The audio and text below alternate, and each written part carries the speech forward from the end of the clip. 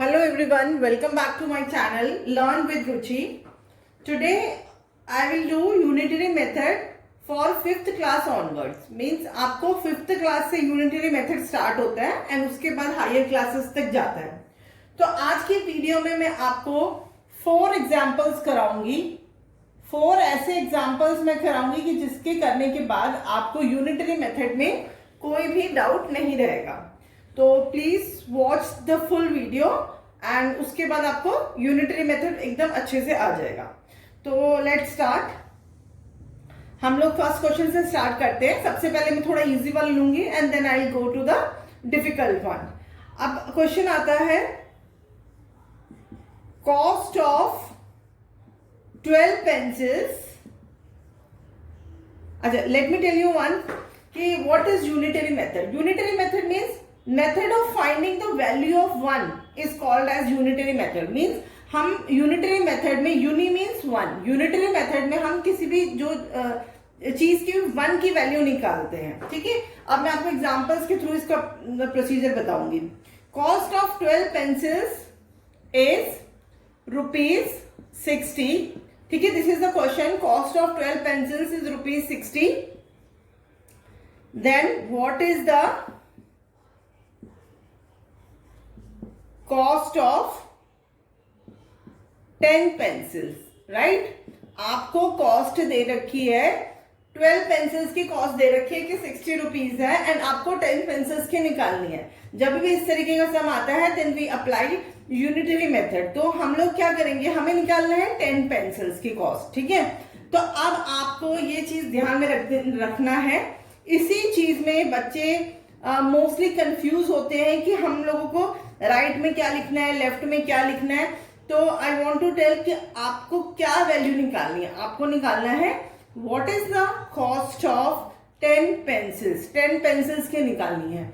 It means जो pencils वाली term है वो आपको इस साइड पे रखनी होगी. ठीक है, हम बीच में इक्वल्स टू लगाते हैं. इक्वल्स टू के इस साइड में आपको लिखना है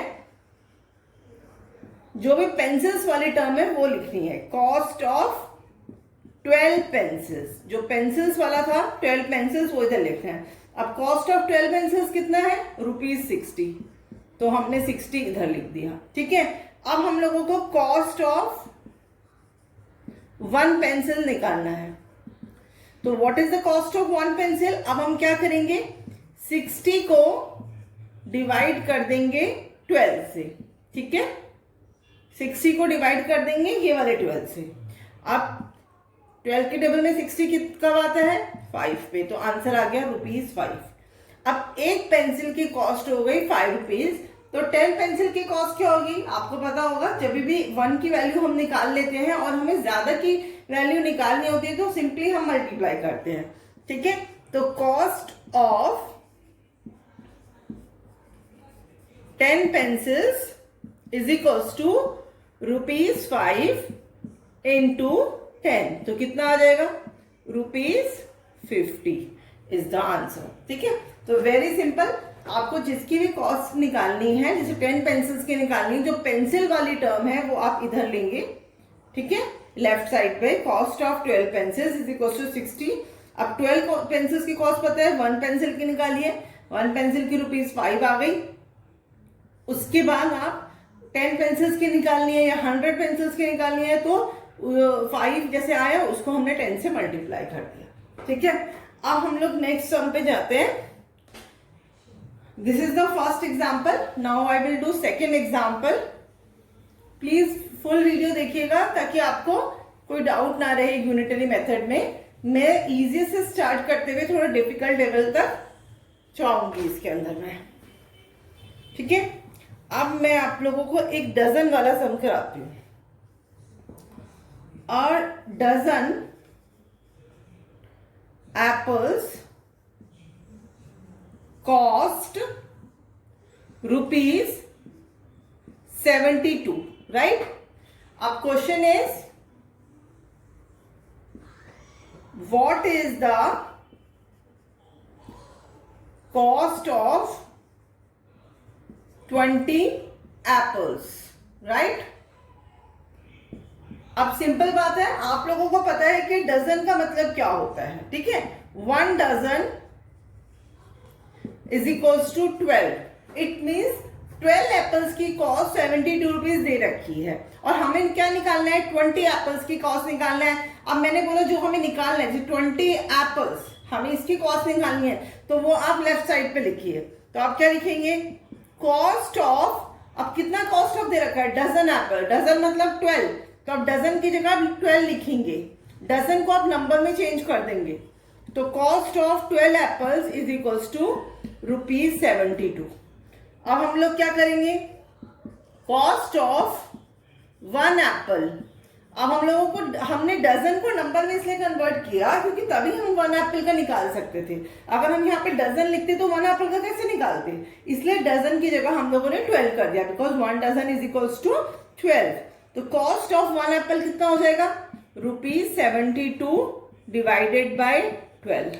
अब 12 की टेबल में 72 कब आता है, 6 पे, तो ₹6 हो गया हमारा answer. 6 is the cost of 1 Apple. अब हम लोगों को क्या निकालना है, 20 एप्पल्स का निकालना है। तो अब क्या लिखेंगे, कॉस्ट ऑफ 20 एप्पल्स, तो कितना हो जाएगा, ₹6 इंटू 20, तो 6 2 12 और 0 का हमने एक 0 लगा दिया, तो कॉस्ट ऑफ 20 एप्पल्स कितना हो जाएगा, 120। ठीक है, दिस इज ऑल्सो इजी। अब मैं आपको एक एग्जांपल और कराती हूं। ये एग्जांपल्स करने के बाद आपको कोई डाउट नहीं रह जाएगा, this is I am giving surety. तो आप प्लीज इसको ध्यान से 4 एग्जांपल्स देख लीजिए, उसके बाद आप कोई भी सम कर पाएंगे, but do your book exercise after that, ठीक है। एंड प्लीज मेरी वीडियो लाइक जरूर कर दीजिएगा एंड शेयर भी, एंड अगर आपने अभी तक सब्सक्राइब नहीं किया मेरे चैनल तो सब्सक्राइब भी कर दीजिए please. Now the third question is a bag. ये वाला आप एग्जाम्पल प्लीज थोड़ा ध्यान से देखिएगा जरूर से, बिकॉज इस वाले टाइप के जो सम्स आते हैं इसमें बच्चे जरूर से कंफ्यूज हो जाते हैं, बट अब आप ध्यान से देख लीजिए ताकि आपको कोई कंफ्यूजन ना रहे। अ bag contains 7 kgs of wheat flour,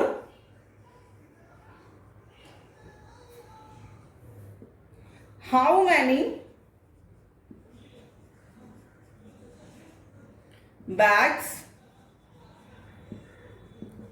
will be required to pack 245 kgs of wheat flour। ठीक है, अब आप ध्यान से देखिए कि अ bag contain 7 kg of wheat floor, एक बैग के अंदर 7 kg व्हीट फ्लोर आता है, ठीक है। तो how many bags will be required to pack 245 kgs of wheat flour. अब हमें यहाँ पे क्या निकालना है कि 245 kgs व्हीट फ्लोर के लिए हमें कितने बैग्स की रिक्वायरमेंट है। तो अब 245 kgs this is the number, इसके लिए हमें बैग्स की रिक्वायरमेंट निकालनी है, राइट। तो हम लोगों को 245 kgs वाला जो kgs वाला नंबर है वो हमें लेफ्ट साइड पे लेना पड़ेगा। तो अब kgs वाला नंबर क्या है, 7 kgs, तो हम कैसे लिखेंगे, 7 kgs व्हीट फ्लावर, ठीक है, is equals to 1 bag, right. 7 kgs wheat flour एक बैग में आता है, तो हम लोग निकालेंगे कि 1 kgs व्हीट फ्लावर कितने बैग्स में आएगा, 1 kgs कितने में आएगा। अब हमने डिवाइड करना होता है ना, जो इधर वाला नंबर होता है जैसे कि 1 से अब हम डिवाइड करेंगे, ठीक है। ये 7 जो इधर वाला 7 है वो नीचे चला जाता है, ठीक है। अब हमने 1 kg का निकालना है ना, तो ये 1 बैग है ना, ये 1 बैग का 1 इधर आ गया, ठीक है। अब ये 7 है, ये नीचे चला जाएगा। ऐसे ही हमने पहले वाले एग्जांपल्स में किया था, जो राइट साइड वाला नंबर था वो एज इट इज था, और जो इधर वाला नंबर होता है उसको हम डिवाइड के फॉर्म में लिख देते हैं 1/7। 1/7 को आप 1 डिवाइडेड बाय 7 भी लिख सकते हैं, ठीक है। आप 1/7 भी लिख सकते हैं। इस केस में मैं 1/7 लिखूंगी, बिकॉज यहाँ पे हमारा कुछ कट नहीं हो पा रहा, इसलिए मैं 1/7 लिख के इसको ऐसे ही छोड़ दूंगी। अब 1/7 बैग, ठीक है। अब now we have to find कि 245 kgs ऑफ व्हीट फ्लावर के लिए कितने बैग्स की रिक्वायरमेंट है। तो हम लिखेंगे 245 kgs व्हीट के लिए कितनी बैग्स की रिक्वायरमेंट है। अब लिखेंगे, देखो अब एक किलो व्हीट फ्लावर के लिए तो हमारा निकल गया 1/7 बैग्स। अब 245 के लिए निकालना है, हम ज्यादा के लिए निकालना है तो मल्टीप्लाई कर देंगे। सिंपली 1/7 को मल्टीप्लाई करेंगे 245 से, राइट। अब इसको काट दीजिए, 7 1 = 7, 7 3 = 21 एंड 7 5 = 35। तो कितने आ गए? 35 बैग्स आ गए। यहां पे मैंने इसको सिंप्लीफाई करा है बिकॉज मुझे पता था कि 7 से जाएगा, ठीक है। आप डिविजिबिलिटी रूल्स अप्लाई कर सकते हैं इस टाइप से, जब भी आपको सिंप्लीफाई करना होता है। डिविजिबिलिटी रूल्स का लिंक मैं दे दूंगी यहाँ पे आपको, आई बटन में आप देख सकते हैं, ठीक है। तो 35 बैग्स आ गया। तो सिंपल था, हमने 1 का निकाला, उसके बाद 245 का निकाला। बस आपको ये ध्यान रखना है कि आप लेफ्ट साइड पे कौन सा लिखेंगे, राइट साइड पे कौन सा लिखेंगे। लेफ्ट साइड पे आपको वो चीज लिखनी है जिसके बारे में आपको निकालना है। आपको 245 kgs का निकालना था, तो आपको kgs वाली टर्म लेफ्ट साइड पे लिखनी पड़ेगी। तो 7 kgs मैंने लेफ्ट साइड पे लिखा, और 7 kgs wheat flour is equals to 1 bag. तो फिर मैंने 1 kg का निकाला, फिर मैंने 245 kgs का निकाल दिया, तो हमारा ये हो गया, ठीक है। अब मैं आप लोगों को एक लास्ट एग्जांपल करा दूंगी, that is very very important. तो हम लोग एक लास्ट एग्जांपल पे जाते हैं, then this topic is completed and I think कि आप लोगों को ये समझ में आ रहा होगा। थोड़ा भी डाउट लगे तो आप प्लीज रिवाइंड करके देख सकते हैं, तो उसमें आपको कोई डाउट नहीं रहेगा उसके बाद, राइट। अब हम लोग नेक्स्ट टॉपिक पे जाते हैं, और नेक्स्ट क्वेश्चन पे हम लोग जाते हैं, ठीक है। आप 24 कंप्यूटर्स कॉस्ट ₹636,000, ठीक है। 6,36,000। दिस इज द क्वेश्चन कि 25 कंप्यूटर्स के लिए हमें इतनी कॉस्ट लगी है, तो how many computers can a company by for ₹14,57,500, ठीक है। Now this is the question. 24 computers के लिए हमें इतनी कॉस्ट लगी है, तो कितने computers, how many computers a company can buy for ₹this। तो अब दिस इज द टर्म, ठीक है, रुपीज, और यहां पे भी ये रुपीज आ रही है। तो अब आप लेफ्ट साइड पे क्या लिखेंगे, रुपीज वाली टर्म आप लेफ्ट साइड पे लिखेंगे। आपको यही मैंने आपको बताया है कि आप इसी में कंफ्यूज होते हैं बच्चे, चाहे 7th क्लास का हो, चाहे 8th का हो, चाहे 5th का हो, चाहे 6th क्लास का स्टूडेंट हो, इसी चीज में कंफ्यूज होता है कि हमें लिखना कैसे है, क्या निकालें, कैसे निकालें। तो ये चीज है यहाँ पे रुपीज, तो रुपीज वाली टर्म आप लेफ्ट साइड पे लिखिए। अब आपको क्या लिखना है, ₹6,36,000, ठीक है। ₹6,36,000 में हमें 24 कंप्यूटर्स मिलते हैं, ठीक है। हम उसको 24 कंप्यूटर्स खरीदते हैं। तो 1 रुपये में, 1 रुपये में हम कितने कंप्यूटर्स खरीद पाएंगे। तो हमें क्या करना है, 24 को डिवाइड करना है इससे। तो अब मैं यहां पे मैं डिवाइड इस टाइप से करूंगी, ऐसे, ठीक है। 636,000, ठीक है। मैंने ये डिवाइड कर दिया, 0 मैंने ये लिख दिया कि 1 रुपये में मेरे को कितने कंप्यूटर्स मिलते हैं, इतने मिलते हैं। अब मेरे को क्या निकालना है कि 14,57,500 रुपीज में हमें कितने कंप्यूटर्स मिलेंगे, ठीक है। तो अब हम क्या लिखेंगे, नाउ 14,57,500 में हमें कितने कंप्यूटर्स मिलेंगे।